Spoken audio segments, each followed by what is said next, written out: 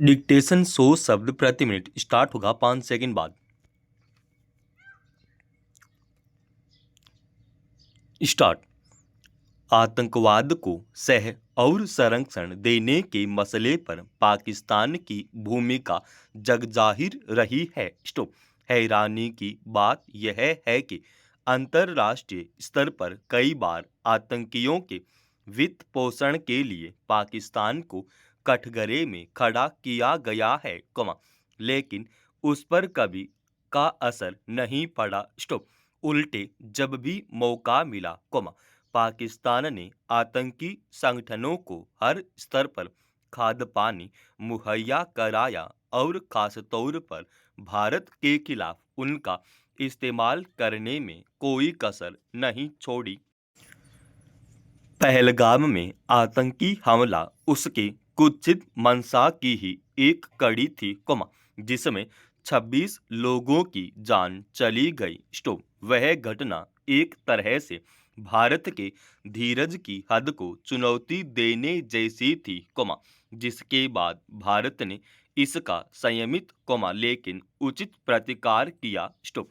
पाकिस्तान की सीमा के भीतर स्थित कई आतंकी ठिकानों पर भारत ने हमला किया और बहुत सारे आतंकियों को मार गिराया। स्टॉप।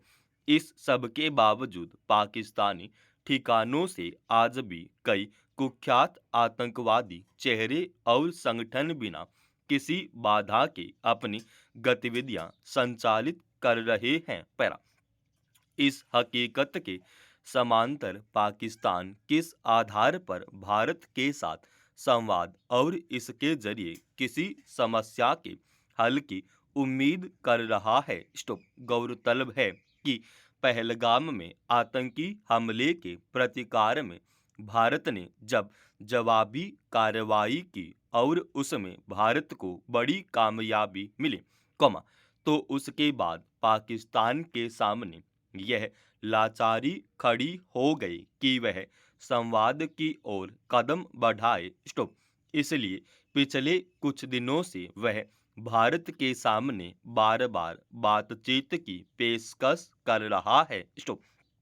सवाल है कि एक ओर आतंक को संरक्षण और दूसरी ओर संवाद का सहारा जैसे दोहरे पैमानों के साथ पाकिस्तान किस तरह खुद को उचित ठहराने की कोशिश कर रहा है। स्टॉप। इसलिए भारत के रक्षा मंत्री राजनाथ सिंह ने स्वाभाविक ही यह दो टूक संदेश दिया है कि अगर पाकिस्तान द्विपक्षीय वार्ता के लिए सचमुच गंभीर है तो पहले उसे संयुक्त राष्ट्र की ओर से घोषित आतंकवादियों हाफिज सईद और मसूद अजहर को भारत को सौंप देना चाहिए। स्टॉप।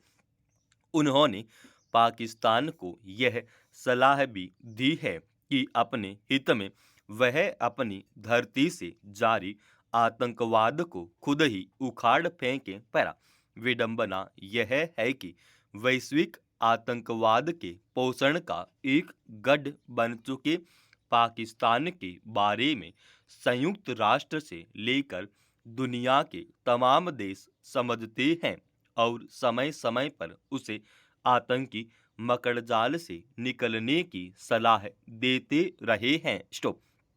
मगर यह समझना मुश्किल है कि अन्य देशों और खासतौर पर भारत को आतंकवाद के सहारे परेशान करने वाला पाकिस्तान कई बार खुद भी आतंकी हमलों की त्रासदी झेलता है, लेकिन आतंकियों को संरक्षण देने और बचाने से बाज क्यों नहीं आता। स्टॉप। अफसोस की बात है कि इन आतंकियों के अलावा कई ऐसे लोग भी हैं, जिन्होंने हजारों करोड़ रुपए के घोटाले किए और भागकर दूसरे देशों में शरण लिया हुआ है। स्टॉप। आतंकवाद के साथ साथ अन्य आर्थिक भगोड़ों की वजह से भारत को होने वाले नुकसान की सिर्फ निंदा करने के बजाय उन्हें वापस लाना और कानून के कटघरे में खड़ा करना वक्त का तकाजा है। स्टॉप।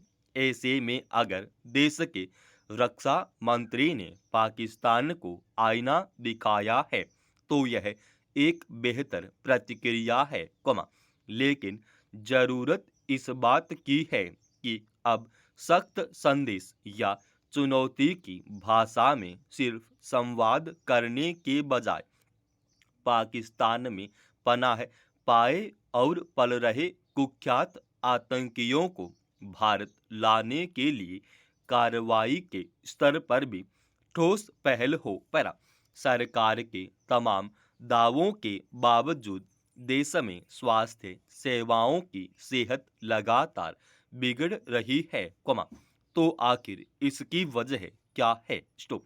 प्रतिवर्ष बजट में स्वास्थ्य के लिए जो राशि तय होती है वह इतनी नहीं जिसमें सभी नागरिकों को चिकित्सा सेवाएं उपलब्ध हो सकें। स्टॉप।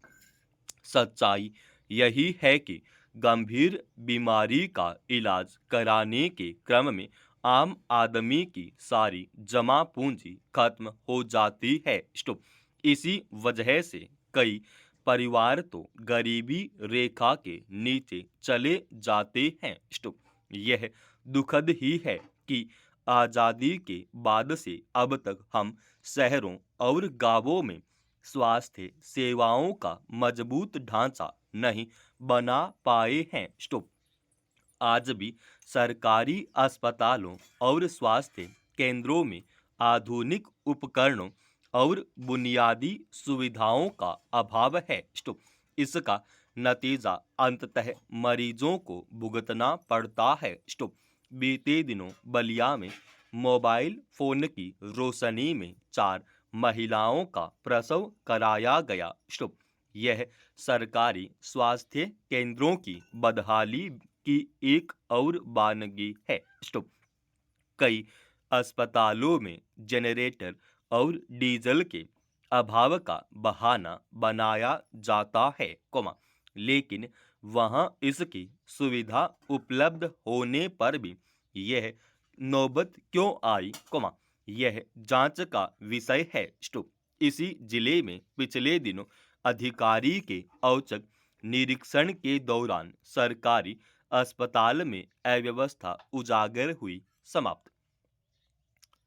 दोस्तों, रोजाना ऐसे ही एडवांस डिक्टेशन के लिए चैनल को आप अभी सब्सक्राइब कीजिएगा और आज के इस डिक्टेशन का पीडीएफ फाइल हमने हमारे Telegram channel study with HU Swami पे डाल दिया है, जिसका लिंक इसी वीडियो के डिस्क्रिप्शन में डाल रखा है।